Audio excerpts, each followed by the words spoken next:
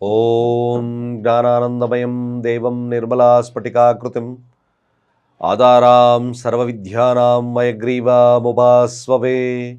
ಓಂ ನಮೋ ಭಗವತೆ ವಾಸುದೇವಾಯ. ಸಮಸ್ತ ತುಳಸಿ ವೀಕ್ಷಕರಿಗೆ ಶಿವಸ್ವಾಮಿ ಗುರುಜಿಯ ಅನಂತ ನಮಸ್ಕಾರಗಳು. ಸ್ನೇಹಿತರೆ, ಭಾಳ ಮುಖ್ಯವಾಗಿರತಕ್ಕಂಥದ್ದು, ವರ್ಷವಿಡೀ ನಾವು ಏಕಾದಶಿಯನ್ನು ಆಚರಣೆ ಮಾಡ್ತೀವಿ. ಎರಡೆರಡು ಏಕಾದಶಿ ಬರುತ್ತೆ, ಕೃಷ್ಣ ಪಕ್ಷ ಹಾಗೆ ಶುಕ್ಲ ಪಕ್ಷದ ಏಕಾದಶಿ. ಮಾರ್ಗಶಿರ ಮಾಸದಲ್ಲಿ ನಿಮಗೆ ಗೊತ್ತಿರಬೇಕು, ಮ್ಯಾಕ್ಸಿಮಮ್ ಯಾರ್ಯಾರು ಭಗವದ್ಗೀತೆಯಲ್ಲಿ ನೋಡಿರ್ತಕ್ಕಂಥದ್ದರೋ ಮಾರ್ಗಶಿರ ಮಾಸ ಅತ್ಯಂತ ಪವಿತ್ರವಾಗಿರ್ತಕ್ಕಂಥದ್ದು ಅಂತ ಕೃಷ್ಣ ಪರಮಾತ್ಮ ಹೇಳಿರ್ತಕ್ಕಂಥದ್ದು. ಪವಿತ್ರಾನಾಂ ಮಾರ್ಗಶೀರ್ಷಾಹ ಅಂತ ಅಂದರೆ ಭಾಳ ವಿಶೇಷವಾಗಿ ಪವಿತ್ರತೆಗೆ ಹೆಚ್ಚಿನ ಮಹತ್ವವನ್ನು ಕೊಟ್ಟಿರ್ತಕ್ಕಂಥದ್ದು ಮಾರ್ಗಶಿರ ಮಾಸ. ಯಾಕೆ ಧನುರ್ಮಾಸ ಪ್ರಾರಂಭವಾಗ್ತದೆ. ಧನುರ್ ಅಂದರೆ ನೋಡಿ, ನಿಜವಾಗ್ಲೂ 9ರ ಸ್ಥಾನ ಭಾಗ್ಯಸ್ಥಾನ. ನಿಮಗೆ ಒಂದು ವಿಡಿಯೋ ಮಾಡ್ತೀನಿ, ಆ ವಿಡಿಯೋಸ್ನ ನೋಡಿ. ಮ್ಯಾಕ್ಸಿಮಮ್ ಪಿತೃದೋಷ ಅದು ಇದು ಆಳ ಹದ್ವಾನ ನೀವೆಲ್ಲೋ ಹೋಗಿ ಆ ಪೂಜೆ ಈ ಪೂಜೆ ಎಲ್ಲ ಮಾಡಿಸ್ಕೊಂಡು 25,000, 30,000, 50,000 ಖರ್ಚು ಮಾಡ್ತಿದ್ದೀರೋ ಕೇವಲ ಈ ಥರದ ಸರಳವಾಗಿರ್ತಕ್ಕಂಥ ವಿಚಾರಗಳಲ್ಲಿ ಯಾವಾಗ ನಾವು ಆರಾಧನೆಗಳನ್ನು ಮಾಡ್ತೀವೋ ಜನ್ಮದಲ್ಲೂ ಕೂಡ ಈ ಥರದ ಸಮಸ್ಯೆಗಳು ಬರೋದಿಲ್ಲ. ಬಟ್ ಇವತ್ತು ಅಂದರೆ ಬರ್ತಕ್ಕಂಥ ಸೋಮವಾರ ಅಂದರೆ 15ನೇ ತಾರೀಕು ಡಿಸೆಂಬರು, ಮ್ಯಾಕ್ಸಿಮಮ್ ನಿಮಗೆ ಸಫಲ ಏಕಾದಶಿ ಪ್ರಾರಂಭ. ಸಫಲ ಅಂದರೆ ಸಾಂಚಿತ ಫಲಗಳನ್ನು, ಸಂಚಿತ ಫಲ, ಆಗಮೀ ಕರ್ಮ, ಸಂಚಿತ ಕರ್ಮ, ಪ್ರಾರಬ್ಧ ಕರ್ಮಗಳು ಇವೆಲ್ಲ ನಮಗೆ ದೋಷವನ್ನು ನಿವಾರಣೆ ಮಾಡ್ತಕ್ಕಂಥಿರುತ್ತೆ. ವೈಜ್ಞಾನಿಕವಾಗಿ ಕೂಡ ನಿಮಗೆ ಹೇಗಿದೆ ಮತ್ತು ಆಧ್ಯಾತ್ಮಿಕವಾಗಿರ್ತಕ್ಕಂಥ ವಿಚಾರಗಳಲ್ಲಿ ಹೇಗಿದೆ, ಏಕಾದಶಿಯ ಬಗ್ಗೆ ನೀವು ತಿಳ್ಕೊಳ್ಳೇಬೇಕು. ಪ್ರತಿಯೊಬ್ಬ ಮನುಷ್ಯನೂ ಇವತ್ತು ಆರೋಗ್ಯದ ಬಗ್ಗೆ ಹೆಚ್ಚಿನದಾಗಿ ಮಹತ್ವ ಬೇಕೇ ಬೇಕಾಗುತ್ತೆ. ನಾವು ರೆಸ್ಟ್ ಯಾವತ್ತನ್ನು ಕೊಡ್ತೀವ? ಯಾವತ್ತೂ ರೆಸ್ಟ್ ಬಾಡಿಗೆ ಕೊಡೋದಿಲ್ಲ. ತಿಂತಲೇ ಇರ್ತೀವಿ, ಡೈಜೆಷನ್ ಆಗ್ತಲೇ ಇರ್ತದೆ, ಮೆಟಬಾಲಿಸಮ್ ಎಕ್ಸೆಟ್ರಾ ಎಲ್ಲ ಕೂಡ ಡಿಆಕ್ಸಿಡೈಡ್ ಮತ್ತೊಂದು ಎಲ್ಲ ಆಗಿ, ಬಟ್ ನಾವು ಯಾವಾಗ ರೆಸ್ಟ್ ಕೊಡೋದಿಲ್ಲ ಬಾಡಿಗೆ. ಅಟ್ಲೀಸ್ಟ್ ನಾವು ಮಲ್ಕೊಳ್ತೀವಿ. ನಾವು ಮಲ್ಕೊಂಡಾಗ ನಮ್ಮ ದೇಹಕ್ಕೆ ಸ್ವಲ್ಪ ಏನು ಚೈತನ್ಯ ಸಿಗ್ತದೆ, ರೆಸ್ಟ್ ಸಿಗುತ್ತೆ. ಕೆಲವೊಂದು ಆರ್ಗನ್ಸ್ ಕೂಡ ಆ ಕೆಲಸಗಳನ್ನು ನಿಷ್ಕ್ರಿಯ ಮಾಡುತ್ತೆ. ಹಾಗಾದರೆ ಗುರುಗಳೇ, ಹಾರ್ಟಿಗೆ ರೆಸ್ಟ್ ಕೊಟ್ಟರೆ ನಾವು ಮುಗಿದ ಕತೆ ಅಲ್ವಾ? ಸೊ ಭಾಳ ಮುಖ್ಯವಾಗಿ ಈ ಏಕಾದಶಿ ಮಾರ್ಗಶಿರ ಮಾಸದಲ್ಲಿ ಅತ್ಯಂತ ಪವಿತ್ರವಾಗಿರ್ತಕ್ಕಂಥ ಮಾಸನೂ ಕೂಡ.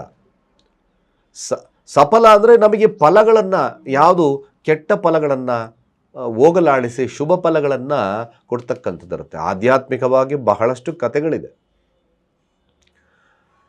ಯಾರು ಗೊತ್ತಿಲ್ಲ ವಿಚಾರವಾಗಿ ಬೇಕಾದಷ್ಟು ಈ ಆಧ್ಯಾತ್ಮಿಕವಾಗಿರ್ತಕ್ಕಂಥ ಕಥೆಗಳಲ್ಲಿ ಕೆಲವೊಂದು ರಾಜರುಗಳು ಎಲ್ಲೋ ಕಾಡಲ್ಲಿದ್ದಕ್ಕಂಥ ಪ್ರದೇಶದಲ್ಲಿ ಆ ಒಂದು ಏನು ಈ ಏಕಾದಶಿ ಗೊತ್ತಿಲ್ಲದಲೇ ಇರ್ತಕ್ಕಂಥ ತುಂಬ ಚಳಿ ಇರ್ತಕ್ಕಂಥ, ಇವೆಲ್ಲ ತುಂಬ ಚಳಿ. ಯಾವುದೋ ಒಬ್ಬ ರಾಜ ಈ ಕಾಡಲ್ಲಿ ಸಿಗಾಕೊಂಡಂಥ ಸಂದರ್ಭದಲ್ಲಿ ವಿಷ್ಣುವಿನ ಒಂದು ದೇವಸ್ಥಾನ ಹತ್ರ ಎಕ್ಸೆಟ್ರಾ ಈ ಥರದ್ದೆಲ್ಲ ಕಥೆ ಇದೆ. ಬೇಡ, ನಿಮಗೆ ಕಥೆಗಳು ಹೇಳೋದೇನು ಬೇಡ.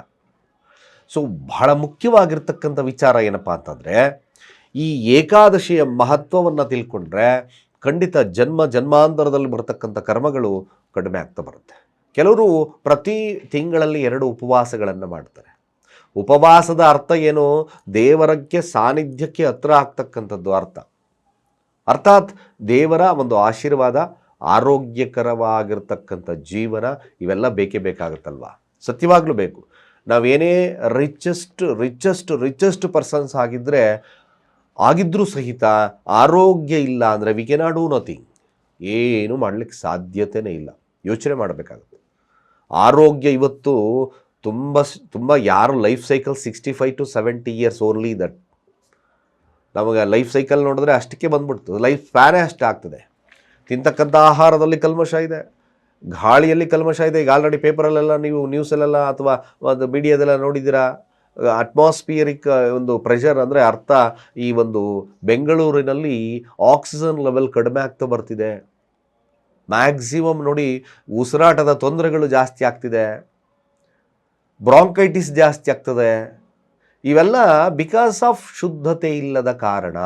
ನಾವು ರ್ಯಾಟ್ ರನ್ ರೈಸ್ ಥರ ಓಡ್ತಾ ಇದ್ದೀವಿ, ಅಬೌಟ್ ಮನಿ ಅಂತ. ಒಂದು ದಿವಸ ಮನಿ ಇರ್ತದೆ, ಆರೋಗ್ಯ ಇರೋದಿಲ್ಲ. Of course is a most important. ಈ ದಿನ ಎಲ್ಲ ಈ ಥರದ ದಿನಗಳು ಏಕಾದಶಿ ಆಚರಣೆ ಮಾಡಿ. ನೋಡಿ, ವೈಜ್ಞಾನಿಕವಾಗಿ ತಗೊಳ್ಳೋದಾದರೆ ಅಟ್ಮಾಸ್ಫರಿಕ್ ಪ್ರೆಷರ್ ಕಡಿಮೆ ಇರುತ್ತೆ ಅವತ್ತು. ಭೂಮಿ, ಸೂರ್ಯ ಮತ್ತು ಚಂದ್ರ ಒಂದು ಸೆಗ್ಮೆಂಟಲ್ಲಿ ಇರ್ತಕ್ಕಂಥ ಒಂದು ದಿನ ಕೂಡ. ನೀವು ಎಲ್ಲ ದಿನಗಳನ್ನು ನೋಡೋದಕ್ಕಿಂತ ಏಕಾದಶಿ ದಿನದಲ್ಲಿ ನೋಡಿ, ಅಟ್ಮಾಸ್ಫರಿಕ್ ಪ್ರೆಷರ್ ಕಡಿಮೆ ಇರ್ತದೆ, ಒಂದು ಸ್ವಲ್ಪ ತಿಳಿ ಇರ್ತದೆ. ಸೊ ಆಗ ನಾವು ಬಾಡಿನ ಯಾವಾಗ ನಾವು ಉಪವಾಸಗಳನ್ನು ಮಾಡುತ್ತೋ, ಆ ಉಪವಾಸಗಳನ್ನು ಮಾಡಿದಾಗ ಗುರುತ್ವಾಕರ್ಷಣ ಬಲಗಳಿಂದ ನಮ್ಮ ಬಾಡಿಯಲ್ಲಿ ಮೆಟಬಾಲಿಸಮ್ಸ್, ಕೆಟ್ಟ ಟಿಯಾಕ್ಸಿಟೈಸ್ ಆಗಿರ್ತಕ್ಕಂಥವು ಎಲ್ಲ ಅಂದರೆ ಕೆಟ್ಟ ಒಂದು ಏನು ಈ ಅಟಮ್ಸ್ ಇರುತ್ತೋ ಅದೆಲ್ಲ ಹಾಳಾಗ್ತಕ್ಕಂಥದ್ದು ಇರ್ತದೆ. ನಮಗೆ ಈ ಕೆಟ್ಟದ್ದನ್ನು ಆಚೆ ಹಾಕಬೇಕಾಗಿರ್ತಕ್ಕಂಥದ್ದು ಬಹಳ ಮುಖ್ಯವಾಗ್ತದೆ. ಅದು ಯಾವಾಗ ಉಪವಾಸಗಳನ್ನು ನಾವು ಮಾಡಲಿಕ್ಕೆ ಸ್ಟಾರ್ಟ್ ಮಾಡ್ತೀವೋ, ಯೂಶಲಿ ಏನಾಗ್ತದೆ, ನಮ್ಮಲ್ಲಿರ್ತಕ್ಕಂಥ ಕೆಟ್ಟದ್ದು ಬಾಡಿ ದೂರ ಆಗ್ತಕ್ಕಂಥದ್ದು, ಅಂದರೆ ಆಚೆ ಆಗ್ತಕ್ಕಂಥದ್ದು ಇರ್ತದೆ. ಯಾವಾಗ ರೆಸ್ಟ್ ಕೊಟ್ಟಂಗೆ ಆಗ್ತದೆ ಡೈಜೆಸ್ಟಿವ್ ಸಿಸ್ಟಮ್ಗೆ ಕೂಡ. ಯಾವಾಗ ಈ ಕೆಟ್ಟದ್ದು ಆಚೆ ಹೋಗ್ತದೋ ಯೂಶಲಿ ಆರೋಗ್ಯ ಸರಿಯಾಗ್ತಾ ಬರ್ತದೆ. ಭಾಳ ಮುಖ್ಯವಾಗಿರ್ತಕ್ಕಂಥದ್ದು ಈ ನೀವು ಏಕಾದಶಿಯಲ್ಲಿ ವಿಷ್ಣುವಿನ ಆರಾಧನೆ, ಯಾಕೆಂದರೆ ವಿಷ್ಣು ನಮಗೆ ಆರೋಗ್ಯವನ್ನು ಕೊಡ್ತಕ್ಕಂಥ ಧನ್ವಂತರಿ ಅಂತ ಕರೆದು. ಆರೋಗ್ಯ ಈಸ್ ಮೋರ್ ಇಂಪಾರ್ಟೆಂಟ್. ಸಕಲ ಇಷ್ಟಾರ್ಥಗಳನ್ನು, ಜೊತೆಗೆ ಧನವೃದ್ಧಿ ಆಗಿರ್ಬೋದು, ಆರೋಗ್ಯ ವೃದ್ಧಿ ಆಗಿರ್ಬೋದು, ಯಾವುದೇ ವಿಚಾರದಲ್ಲಿ ಹೆಚ್ಚಿನದಾಗಿ ಯಶಸ್ಸನ್ನು ಕಾಣಬೇಕು ಅಂದರೆ this is the very very very good day. ಖಂಡಿತವಾಗಿ ನಾವು ಸನಾತನವನ್ನು ಸರಿಯಾಗಿ ಆಚರಣೆಯನ್ನು ಮಾಡಿದ್ರೆ ಖಂಡಿತವಾಗಿ ಸುಖ ಬಾಳ್ವೆಯನ್ನು ಮಾಡೋದ್ರಲ್ಲಿ ಎರಡು ಮಾತೇ ಇಲ್ಲ. 100% ಸತ್ಯ ಇದು. ಸ್ವಲ್ಪ ನಾವು ಯೋಚನೆ ಮಾಡಿ, ಮಾಡಿಫಿಕೇಷನ್ ಏನೇ ಆಗಿರ್ಬೋದು, ಏನೇ ಒಂದು ಮಾಡರ್ನ್ ಜಗತ್ತಲ್ಲಿರ್ಬೋದು, ವಿ ಮಸ್ಟ್ ಫಾಲೋ ಸನಾತನ. ಸನಾತನವನ್ನು ನಾವು ಯಾವಾಗ ಫಾಲೋಅಪ್ ಮಾಡ್ತೀವೋ ನಿಜವಾಗ್ಲೂ ನಾವು ಆರೋಗ್ಯಕರವಾಗಿರ್ತಕ್ಕಂಥ ಜೀವನವನ್ನು ಕಾಣಲೇಬೋದು. ಅಫ್ಕೋರ್ಸ್ ಮನಿ ಈಸ್ ಎವ್ರಿಥಿಂಗ್, ಪ್ರತಿಯೊಂದಕ್ಕೂ ಮನಿ ಬೇಕೇ ಬೇಕು, ಅಫ್ಕೋರ್ಸ್ ಸತ್ಯ. ಆದರೆ ಮನಿಯಿಂದ ಆರೋಗ್ಯ ತರಕ್ಕಾಗಲ್ಲ. ನೀವೆಷ್ಟೇ ಕೋಟಿ ಖರ್ಚು ಮಾಡಿದ್ರೂ ನಿಮ್ಮಲ್ಲಿ ನ್ಯೂನತೆಗಳಿದೆ ಅಂದರೆ, ನೀವು ಕ್ಯಾನ್ಸರ್ ಬಂದಿದೆ ಅಂದರೆ ಹೌ ಕ್ಯಾನ್ ಇಟ್ ಸರ್ವೈವಬಲ್? BP ಬಂದಿದ್ರೆ ಅಂದರೆ ಸಾಧ್ಯನೇ ಇಲ್ಲ. ಮಾತ್ರ ನುಂಗ್ತಲೇ ಇರಬೇಕು, ಒಂದಲ್ಲ ಒಂದು ದಿವಸ ಮಾತ್ರೆಯಿಂದಲೇ ನುಂಗಿ ಸತ್ತೋಗ್ತದೆ. It's a quite common thing, natural phenomena. But one thing, ಹಾಗಾಗಿ ಇವತ್ತಿನ ಜಗತ್ತಿನಲ್ಲಿ ಸ್ಟ್ರೆಸ್ ಕಡಿಮೆ ಆಗಬೇಕು. ತುಂಬ ಸ್ಟ್ರೆಸ್ ಜಾಸ್ತಿ ಇದೆ. ಯಾರಿಗೂ ಕೂಡ ಒಂದು ಉಸಿರಾಟಕ್ಕೂ ಕೂಡ ಒಳ್ಳೆಯ ಒಂದು ಕಾಲವನ್ನು ಕೊಡಲಿಕ್ಕಿಲ್ಲ. ನಾವು ಉಸಿರಾಡೋದು ಕೂಡ ಅದೊಂದು ಪ್ರಕ್ರಿಯೆ. ದೀರ್ಘವಾಗಿ ಯಾರು ಉಸಿರಾಡೋಕ್ಕೆ ಸಾಧ್ಯತೆ ಇರುತ್ತೆ, ಟೈಮಲ್ಲಿರ್ತದೆ. ಕಷ್ಟ ಸಾಧ್ಯವಾದ್ದರಿಂದ ಏಕಾದಶಿ ವ್ರತಗಳನ್ನು ಆಚರಣೆ ಮಾಡ್ಕೊಂಡು ಓನ್ಲಿ 15 days ಒನ್ಸ್, 15 ದಿವಸ ಕೃಷ್ಣ ಪಕ್ಷ ಶುಕ್ಲ ಪಕ್ಷದ ಒಂದು ವಿಚಾರದಲ್ಲಿ ಖಂಡಿತವಾಗಿ ನಮಗೆ ಆರೋಗ್ಯದ ಜೊತೆ ಧನಾತ್ಮಕವಾಗಿರ್ತಕ್ಕಂಥ ಶಕ್ತಿ ಅಭಿವೃದ್ಧಿ ಆಗ್ತದೆ. ಇವತ್ತಿನ ಚಿಂತನೆಗಳು ಮೆಟೀರಿಯಾಲಿಸ್ಟಿಕ್ಕಲ್ಲಿ it's a very very bad thinking. ತುಂಬ ಬ್ಯಾಡ್ ಥಿಂಕಿಂಗ್ ಇರುತ್ತೆ. ವಿದ್ಯಾರ್ಥಿಗಳಲ್ಲಿ ಒಂದು ಚಿಂತೆ ಆದರೆ, ಪೋಷಕರಲ್ಲಿ ಒಂದು ಚಿಂತೆ, ಬಿಸ್ನೆಸ್ ಮ್ಯಾನ್ಗಳಲ್ಲಿ ಒಂದು ಚಿಂತೆಗಳು. ಅಫ್ಕೋರ್ಸ್ ಎಲ್ಲರಿಗೂ ಒಂದು ಚಿಂತೆಗಳಿದ್ದೇ ಇರ್ತದೆ. ತಂದೆ ತಾಯಿಗಳಿಗೆ ನನ್ನ ಮಕ್ಕಳು ಸರಿಯಾಗಿ ಓದ್ತಾ ಇಲ್ಲ, ಒಳ್ಳೆ ಬುದ್ಧಿವಂತರಾಗ್ತಿಲ್ಲ, ಇವೆಲ್ಲವನ್ನು ನೋಡ್ತೀವಿ. ಬಟ್ ಒನ್ ಥಿಂಗ್, ಈ ಥರದ ಏಕಾದಶಿ ಉಪವಾಸ ವ್ರತವನ್ನು ಮಾಡಿದಾಗ ವಿಷ್ಣುವಿನ ಅನುಗ್ರಹ ನಮ್ಮ ಮೇಲೆ ಬೀಳುತ್ತೆ. ವಿಷ್ಣು ಜ್ಞಾನವನ್ನು ಕೊಡ್ತಕ್ಕಂಥದ್ದು, ಅಬಂಡಂಟ್ ಜ್ಞಾನವನ್ನು ಕೊಡುತ್ತೆ. ಮೇಲಾಗಿ ವಿಷ್ಣುವಿನ ತತ್ವ ಏನು, ಏನೇ ಸಮಸ್ಯೆಗಳನ್ನು ಬಂದರೂ ಅದನ್ನು ಹೋಲ್ಡ್ ಮಾಡ್ತಕ್ಕಂಥ ಕೇಪಬಿಲಿಟಿಯನ್ನು ವಿಷ್ಣು ಭಗವಾನ್ ಕೊಡ್ತಕ್ಕಂಥದ್ದು ಇರ್ತದೆ. ಸಾಧ್ಯವಾದಷ್ಟು ಕೂಡ ಈ ಸಂದರ್ಭಗಳಲ್ಲಿ ಯಾರು ಉಪವಾಸಗಳನ್ನು ಮಾಡಿ ದೇವತೆಯ ಆರಾಧನೆ, ಉಪವಾಸ ಮಾಡೋದಕ್ಕೆ ನಮಗೆಲ್ಲ ಸೂಪರಾಗಿ ಆಗ್ತದೆ ಅಂತಲ್ಲ, ಅಟ್ಲೀಸ್ಟ್ ಮನಸ್ಸು ಶುಭ್ರವಾಗಿರಲಿ, ಜೊತೆಗೆ ದೇವನ ನಾಮಸ್ಮರಣೆಯನ್ನು ಮಾಡಿ. ನಾನು ಅವೆಲ್ಲ ಟೈಮ್ ಇಲ್ಲ ಗುರುಗಳೇ, ನೋವೇ, ನನ್ನ ಕೆಲಸ ಆಯಿತು, ನಾನು ದೇವ್ರಿಗೆ ಇವ್ರು ನಂಬಲ್ಲ. Of course you can do that, ಮಾಡ್ಕೊಳ್ಳಿ, ಏನು ತೊಂದರೆ ಇಲ್ಲ. ಬಟ್ ನಿಮ್ಮ ಕೆಲಸದಲ್ಲಿ ಶ್ರದ್ಧೆ ಇರಲಿ, ಮನಸ್ಥಿತಿ ಚೆನ್ನಾಗಿರಲಿ. That is most important. ನಮಗೆ ಕೋಪ, ಹತಾಶೆ, ನಿರಾಶೆ ಏನು ಇವೆಲ್ಲಗಳನ್ನು ಕಾಣ್ತಾ ಇರ್ತೀವೋ, ನಷ್ಟ ಲಾಭ ಇವೆಲ್ಲ ಕಾಣ್ತಾ ಇರ್ತೀವೋ, ಒಂದು ಈಕ್ವಿಲಿಬ್ರಿಯಮ್ ಸ್ಟೇಟಸನ್ನು ಮೇಂಟೈನ್ ಮಾಡ್ತಕ್ಕಂಥದ್ದೇ ಈ ಏಕಾದಶಿಯ ತತ್ವ. ಅನೇಕ ರೀತಿಯಲ್ಲಿ ಅನೇಕ ಪಂಡಿತರಾದಿಗಳಾಗಿರ್ಬೋದು, ಯಾವುದೇ ವ್ಯಾಖ್ಯಾನಗಳನ್ನು ಮಾಡ್ಬೋದು, ಬೇರೆ ಬೇರೆ ವ್ಯಾಖ್ಯಾನಗಳಾಗಿರ್ಬೋದು, ಆಧ್ಯಾತ್ಮಿಕವಾಗಿರ್ಬೋದು, ಹಾಗೆ ಸಿಗುತ್ತೆ, ಹೀಗೆ ಸಿಗುತ್ತೆ, ಅಷ್ಟೈಶ್ವರ್ಯ ಬರ್ತದೆ, ಮತ್ತೊಂದು ಬರ್ತದೆ, ನಥಿಂಗ್ ಸಾಧ್ಯನೇ ಇಲ್ಲ. ಬಟ್ ನಿಮಗೆ ಸಿಗ್ತಕ್ಕಂಥದ್ದು ಧನಾತ್ಮಕವಾಗಿರ್ತಕ್ಕಂಥ ಶಕ್ತಿ, ಒಂದು ಬಾಡಿಯಲ್ಲಿ ಮೆಟಬಾಲಿಸಮ್ಸ್, ಒಂದು ವಿಲ್ ಪವರ್ ಜಾಸ್ತಿ ಆಗ್ತಕ್ಕಂಥದ್ದು ಏಕಾದಶಿಯ ತತ್ವ. ಖಂಡಿತವಾಗಿ ಸ್ಟಾರ್ಟ್ ಮಾಡಿ.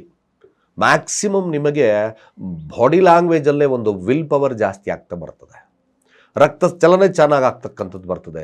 ಅನೇಕ ಆಸ್ಪತ್ರೆಗೆ ಲಕ್ಷಾಂತರ ರೂಪಾಯಿಯನ್ನು ನಾವು ನಷ್ಟ ಮಾಡ್ತಾ ಇದ್ದೀವಿ ಕೂಡ.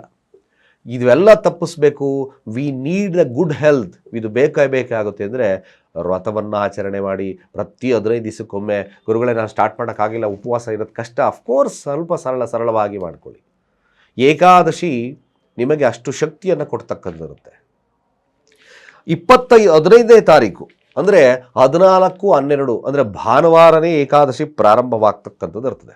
ಅಂದರೆ 6:50 ಸಂಜೆ ಏಕಾದಶಿ ಪ್ರಾರಂಭವಾಗ್ತದೆ. 15ನೇ ತಾರೀಕು 9:19 ಕೂಡ ಏಕಾದಶಿ ಇರ್ತಕ್ಕಂಥ ಸಮಯ. ಆ್ಯಕ್ಚುಲಿ ಈ ದ್ವಾದಶಿ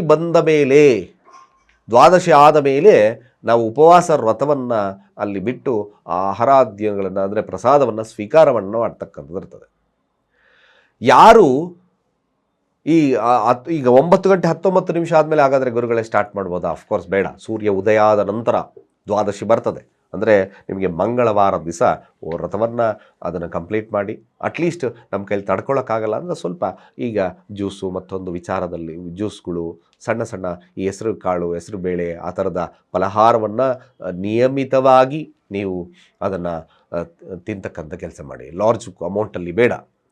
ತುಂಬ ಅಮೌಂಟಲ್ಲಿ ತಿಂದರೆ ಮೆಟಬಾಲಿಸಮ್ ಕಡಿಮೆ ಆಗಲ್ಲ, ಅಂದರೆ ಬಾಡಿಯಲ್ಲಿರ್ತಾರೆ ಡಿಆಕ್ಸಿಡೈಸೇಷನ್ಸ್ ಆಗೋದಿಲ್ಲ.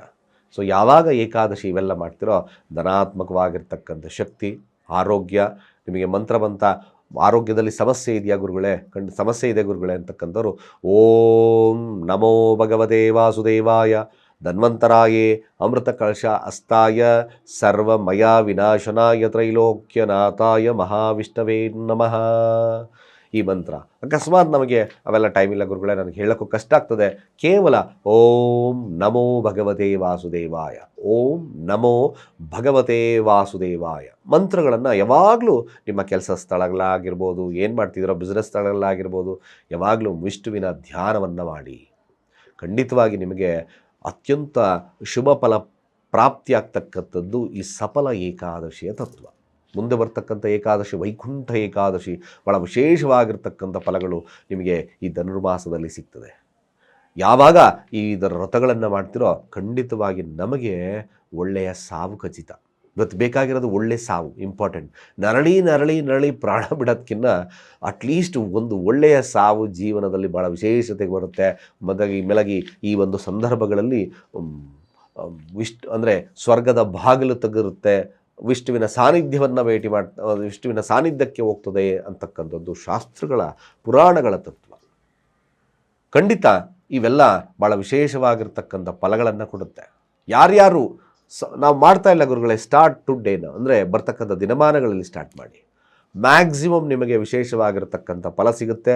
ಆಧ್ಯಾತ್ಮಿಕವಾಗಿರ್ಬೋದು, ಹಾಗೆ ಆರೋಗ್ಯವಾಗಿರ್ಬೋದು, ಧನಾತ್ಮಕವಾಗಿರ್ತಕ್ಕಂಥ ಶಕ್ತಿ ಕೂಡ ಲಭ್ಯವಾಗ್ತಕ್ಕಂಥದ್ದು ಈ ಸಫಲ ಏಕಾದಶಿಯ ತತ್ವ. ಖಂಡಿತ ನೀವೆಲ್ಲರೂ ಕೂಡ ವಿಷ್ಣುವಿನ ಅನುಗ್ರಹಕ್ಕೆ ಪಾತ್ರರಾಗ್ತೀರಿ ಅಂತ ಹೇಳ್ತಾ ಸರ್ವೇ ಜನ ಸುಖಿನೋ ಭವಂತು.